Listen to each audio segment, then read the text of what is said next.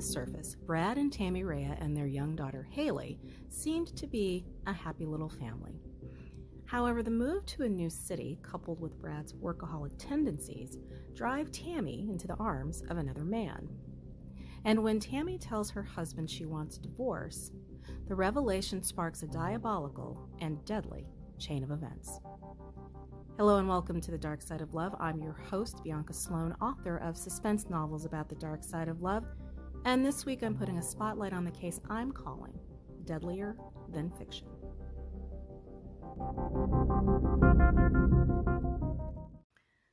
Tamara Burns came into the world on June 15, 1964, the oldest of three girls born to Bonnie and Don Burns in tiny Lander, Wyoming. Tami, as she was known, was extremely close to her family, especially Mom Bonnie. She was known for being kind, someone who would befriend the kids in school who were picked on or were outcasts. And she was also known for being someone who told the unvarnished truth, no exceptions. As her sister Raquel told Dateline, Tami, quote, didn't sugarcoat it. While life in Lander was good, Tami wanted more, yearning, as most small-town girls do, for the bright lights of the big city.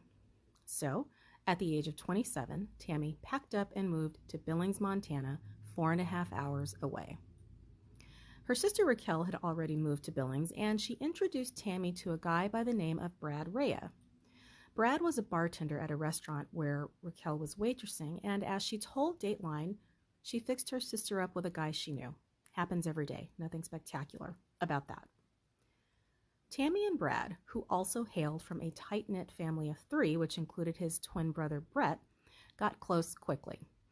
Brad was a pretty steady guy, known to be quiet, someone who kept to himself, someone who was solid. Everyone thought the outgoing Tami and the shy Brad were a good match, and in June of 1992, after a year of dating, the couple made it official and got married, and decided to make Billings home. By now, Brad had a good job at a grocery store, and less than a year after getting married, he and Tami welcomed their daughter, Haylee. Brad was known to be a workaholic, consumed with succeeding in his career. And in fact, he was doing so well that Tami was able to be a stay-at-home mom.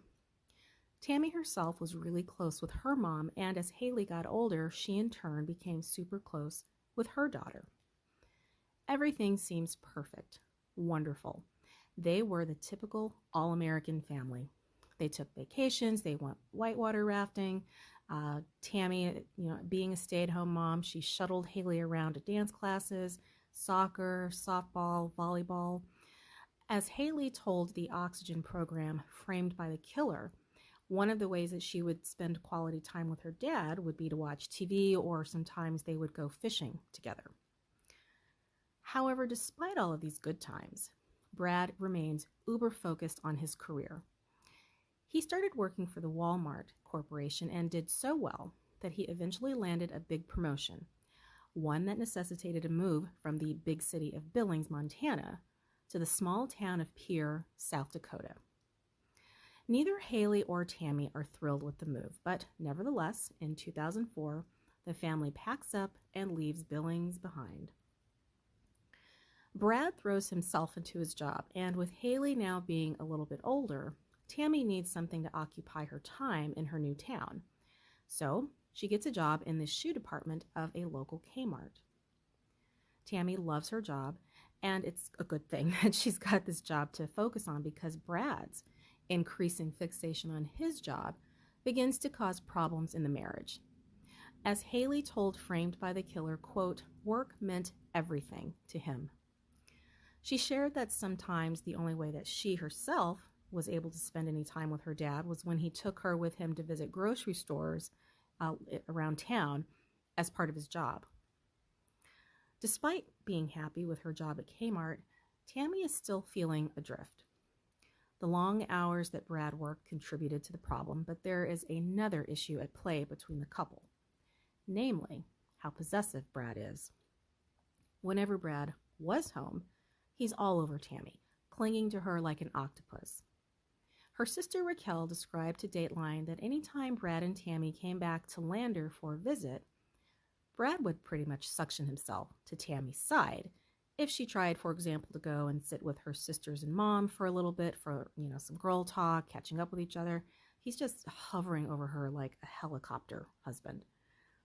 Raquel told Dateline that she would look at her sister sometimes and see that Tami just wanted some space from Brad. One way that Tami was able to get some distance from Brad was for them to have separate bedrooms. And it seems another way that Tami found some much-needed space from Brad came in the form of Brian Clark, who was a manager at the Kmart where Tami worked. They started off as friends, as these things do, and in 2005, the friendship turned to more between these two married people as they started an affair. Brian was showing Tami the kind of attention she wanted, not the obsessive, suffocating attention she was getting from Brad. Finally, in late 2005, Tami decides that she cannot go on in the marriage to Brad. During a trip home that Christmas without her husband, Tami shared with her family that she was peacing out and she was leaving Brad. Her mom, Bonnie, told Dateline that her daughter said, quote, "I've wanted this for years, Mom. I never had the courage to do it." Raquel also noted to Dateline that her sister seemed to be in a really good place and that she, quote, hadn't seen Tami that happy in years. Tami was looking ahead with excitement to the new year, making plans to find a full-time job so that she and Haylee could stay in the house that they were currently living in. So in early 2006, Tami tells Brad that she is having an affair and wants a divorce once the school year ends. As noted and framed by the killer, Brad was completely blindsided by the news, and he even reached out to Bonnie, Tami's mom, to ask her to intervene with Tami on his behalf. But Tami, she's resolute. She's getting out of that marriage. And realizing that Tami was not going to budge, Brad agreed to the divorce. The couple sat 12-year-old Haylee down and told her that they were getting a divorce. Haylee told Framed by the Killer that while her mom seemed calm and kind of at peace with everything, her father was, quote, sulking. He wasn't eating, he wasn't talking to anybody, he's just sitting in his bed, pouting. On February 7th, Tami and Brian had a rendezvous at a local motel. Later that afternoon, Tami went to Haylee's middle school to watch her play in a basketball game, and after taking Haylee for a quick bite to eat, mother and daughter went shopping before heading home. Haylee went to bed by 9, and at some point during the night, Brad came in and he had a bunch of clothes in his arms. And when she asked him what he was doing, he said nothing before telling her that he loved her. February 8th, 2006. Haylee wakes up and notices that the washer and dryer were running. She doesn't see her mom anywhere.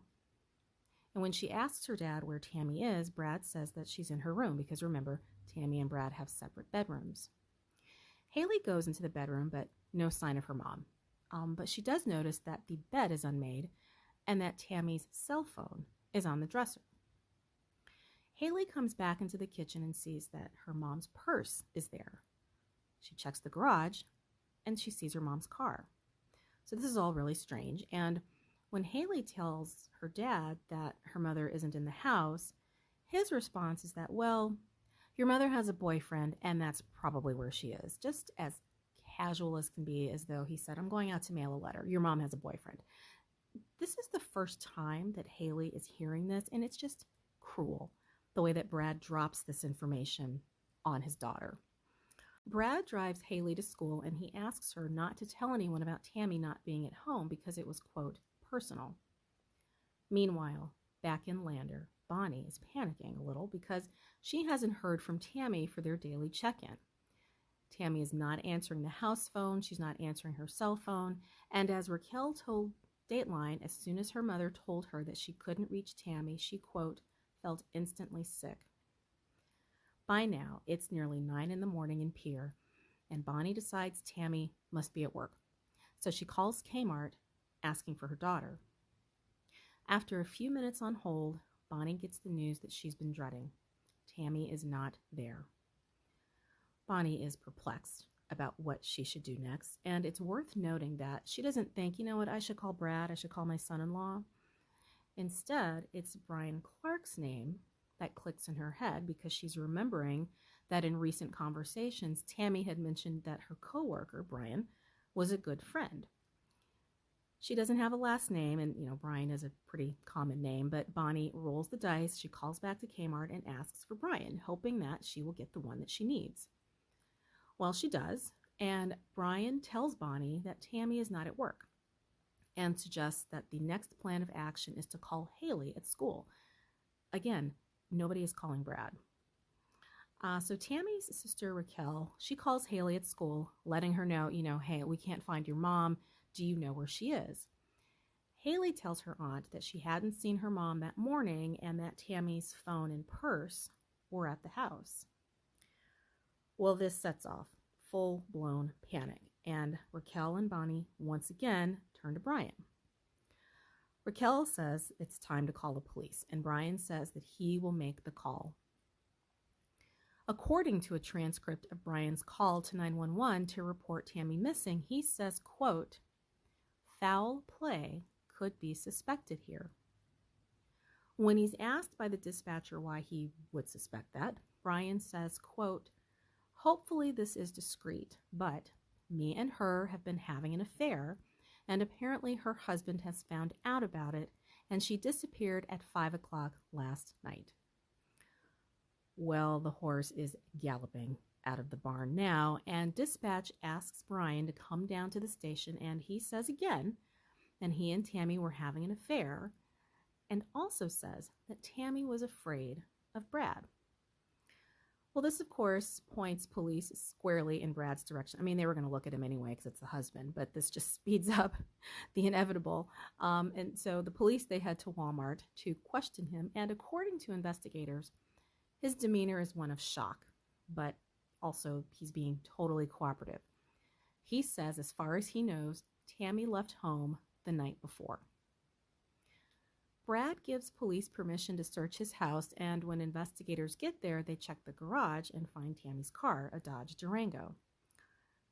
They also find blood dripping from the car onto the garage floor.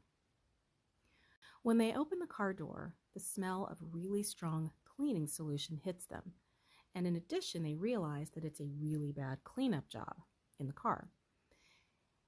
And that's when they know that they've got a potential homicide on their hands. So they interview Brad, Brian, and Haylee. Haylee says there's no domestic violence in her parents' marriage, no fighting, that there really wasn't anything troubling that she could point to. And so after that, but after kind of thinking again, because it's the husband, they say, you know what? Brad has to know what happened to Tami. So when they question him, Brad denies doing anything or knowing anything. And he asks if the cops have found anything, and that's when they tell him about the blood in Tami's car. He says that when he got home from work the night before, which was around 10:30, Tami was not there. She was not home. He then described hearing a series of car doors slamming before a car drove away. He says that he figured it was Tami and her boyfriend dropping off Tami's car before leaving again. While Brad admits to knowing that his wife had a boyfriend, he claims to have no idea who the guy is. At this point, he says he decided that he was going to chase Tami and her boyfriend in her car. He was going to take her car to do this. But that in the process of doing so, the car broke down, I guess, on the highway or what have you. And he was actually assisted by a state trooper. And surveillance footage backs up what he's saying. And he says after that, he gave up, went home, went to bed. So at this point, Brad gets a little sassy, for lack of a better word, because when the cops ask him, how do you explain the car that he was last driving, the Durango, how is it now full of blood? Brad says, quote, "So where did we have the argument?" Almost like he's daring the cops to prove what they're saying. And then he says, quote, "All this evidence points at me, and I'm hoping that the body is found because there'll be something to set me free, maybe DNA and stuff like that." So police keep pressing Brad, but then he lawyers up. So the cops have a critical decision to make. they have probable cause, and even though they don't have a body, they don't have any eyewitnesses or anything at all that says Brad is the one, he did it,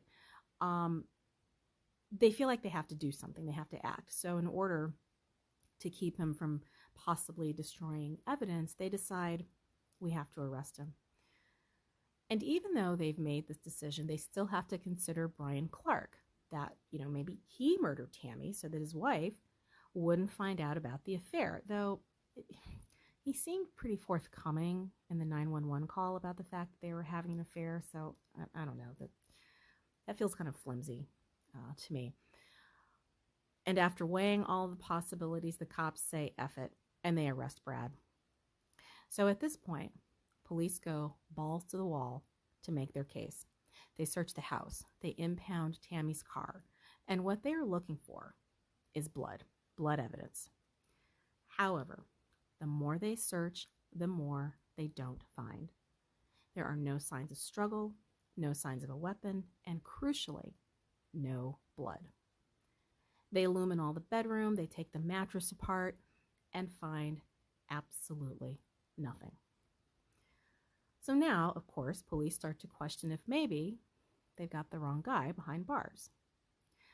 And so they're really trying to make the pieces of this puzzle fit together. They're saying, did Brian maybe plant the blood evidence in Tami's car and fake a sloppy cleanup job to boot? Is Brian trying to frame Brad? All of this just to cover up an affair. It seems flimsy, but Stranger Things and all that, but I don't know. It seems a little much. So when police get the test back from Tami's car, it's confirmed that it is indeed her blood. And because it was so much, it's with almost total certainty that she's dead. Brian comes to the police station with his attorney and tells police about being at a local motel with Tami the night before she went missing. He says he brought her home at 5. Brad, remember, he says that when he got home at 10:30, Tami wasn't home. So clearly one of them is lying, but which one? Who is it? Brian's wife, who now knows about the affair with Tami, confirms her husband's alibi that yes, he was home with her all night. So now police are back to having to prove that Brad murdered Tami. And the clock is ticking because they only have so much time to come up with some irrefutable proof before they have to release Brad from jail. And they put all of their muscle into the effort, getting fire and rescue, the National Guard helicopters, every available cop, and they just blanket the town to try to find her. And it is in a remote area about 15 miles from her house that a National Guard helicopter pilot spots Tami's nude body near the emergency spillway near the Oahe Dam. Tami Reay was 42 years old. Tami had been stabbed 37 times, which is clearly overkill. There was also a pair of bloody gloves and a t-shirt slashed to bits that were found near her body. Tami was sent to Rapid City, South Dakota for a comprehensive autopsy, including DNA, blood, fingernail scrapings, and rectal and vaginal swabs.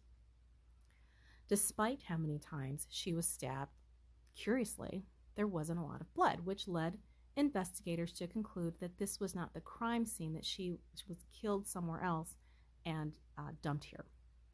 So again, the same question that keeps plaguing authorities: where is the crime scene? Where was Tami murdered? Unfortunately, the autopsy doesn't provide anything to go on. There's no DNA, not even a stitch. But investigators, they are not letting this go. They are determined to find the crime scene, and they decide to go back to the beginning, the house. And they finally hit pay dirt. In Brad's bedroom, they find a digital recorder, like a tape recorder. And when they play it, they learn that Brad has been taping Tami. There was a call that she had placed to Brian at work, and she asks for Brian Clark. So Brad knows exactly who his wife has been having an affair with, which he lied to the cops and said, that he didn't know, he had no idea. And at the end of this particular call, Tami told Brian, "I love you." And investigators say, you know what? There's our motive. Oh, but wait. There's another bomb waiting to go off. An anonymous letter comes into the police station from someone claiming to be Brian's cousin. And in this letter, this person says that the night Tami disappeared, Brian came home with the bloody Durango, which was Tami's car, and that Brian said he had gotten into a fight with his girlfriend and that he raped and killed her. Now, a particularly chilling and gruesome detail in this letter is that Brian had supposedly anally raped Tami and that a condom had been left in her body. Now, there was not a condom found in Tami's body during her first autopsy, so investigators say to the medical examiner, you know what, go back, look again. Sure enough, on that second autopsy, condom is found. So getting back to this letter, the level of details about the crime seem unusually specific. In other words, it contains things that only the killer could know. But there's a problem. Brad is in jail, and his communications, his letters, his phone calls, his visits, they're all monitored. So this letter did not come from him. So again, investigators are like, do we have the wrong guy? The condom that was recovered from Tami's body, it doesn't yield anything. There's no DNA in it. And so once again, cops are back at the beginning. So they start to go through the evidence again, and that includes Brad's initial interrogation. And something that he said during that interrogation jumps out at them.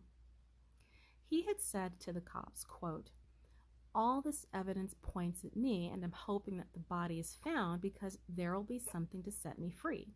Maybe DNA and stuff like that." And that is when investigators realized that Brad had planned the almost perfect crime. So, how did they get there? Okay, well, they know, number one, that Brad has been tracking Tami, recording her the whole thing. And one of the times that Brian and Tami had trysted out in some remote area, Brad had followed them. And Brad had mentioned during one of these times that he had tossed the used condom out the window, out the car window. And unbeknownst to him, right into Brad's hands. So Brad has snatched this condom, and he holds on to it, and he later plants the condom on Tami, figuring that Brian would be arrested for murder because there's going to be his DNA all over this thing, and that Brad would walk away scot-free. I mean, that is some next level diabolical shiz right there. I mean, it's practically foolproof, right? Except the flaw in this perfect plan is that the autopsy, the first autopsy, had totally missed this condom. So somehow, some way, Brad has got to put investigators on the trail of this condom. But how? Because again, all of his communications are being monitored. He can't call anyone and tell them to write this letter, and he can't write the letter himself. Or can he? Brad, remember, has a twin brother, Brett. A twin brother who visited him in jail. A twin brother who Brad also sent letters to from jail. So the visitor's room at the jail, I guess there weren't any cameras or anything, so cops are stumped as to how Brett would have known what to write in this letter. They get a warrant to search Brett's car, and they find a copy of the letter that was sent to the police station. So apparently, Brad had written the letter while in jail, and when Brett came to visit, he held it up to the glass while Brett copied the whole thing down word for word. So this is just a blockbuster. I mean, there's just like no lengths that Brad will not go to in this plan that he has. But again, that one piece of the puzzle that continues to elude investigators, which is the crime scene. Where is the crime scene? Well, as it turns out, Brad had given his brother Brett a map via a letter. And on this map, Brad had marked a fishing spot, which seems benign enough, right? Well, authorities They put two and two together and they race out to this area on the map, and they find 3 bags of bloody bedding, sheets, pillowcases, the whole thing. They also found a tarp. So which, remember, there wasn't a drop of blood found in Tami's bedroom, not on the walls, the floor, the mattress, nothing. It's because Brad put a tarp down, which captured the blood. But he didn't just throw a tarp over the bed.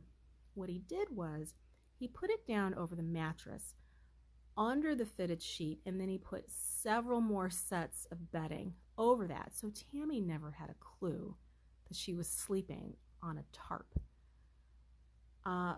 So the night that she was killed, Brad came into the bedroom while Tami was sleeping, and he stabbed her to death. He rolled her body up into the bedding, put her into the Durango, and disposed of her body. So investigators have proven their case. Brad is guilty, Brian isn't, case closed. But wait. Brad, he's not going out like that. He has got one more stink bomb to throw onto everything. As Mark Burnett, who prosecuted the case, told Framed by the Killer, quote, "It was a chess game between a murderer and law enforcement. He had so many plots and schemes going in this thing. It was a new discovery every week." Because there is no bottom that Brad will not scrape, the morning that his trial started, Brad let prosecutors know that it was his intention to declare that it wasn't him who murdered Tami. He says that it was their daughter, Haylee. Brad says that in the middle of the night he heard some noises coming from Tami's bedroom and went to investigate. He claims he found his daughter in a trance-like state, standing over her mother's body with a bloody knife in her hand, saying she didn't know what she had done. And he, being such a good dad, scooped up Tami's body and disposed of it and did everything he could to protect his daughter. He went on to say that Haylee had a habit of stabbing her stuffed animals and that she was a disturbed kid, basically pretending like it was a matter of time before she did something. And her motive for all of this was that she didn't want her mother to divorce her father. The jury said, "Not today, Satan," and they found Brad guilty of first-degree murder. He was given a life sentence with no possibility of parole. Haylee's grandparents, Tami's parents, got custody of her, and she went on to grow up, get married, have a family of her own.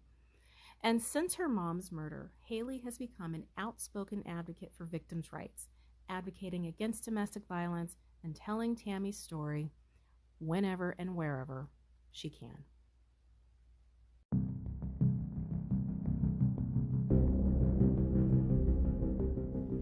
Thank you so much for joining me for another episode of The Dark Side of Love. I'm your host, Bianca Sloan, and show your love for The Dark Side of Love by visiting thedarksideoflove.com for show notes and transcripts. While you're there, you can sign up for my newsletter to be notified about new episodes, and you can also find a link to my Patreon page where you can access bonus material and other fun stuff. Learn more about my suspense novels about the dark side of love by visiting biancasloan.com. Thanks for hanging out with me, and join me next time for another tale of love gone wrong. I'll see you on the dark side.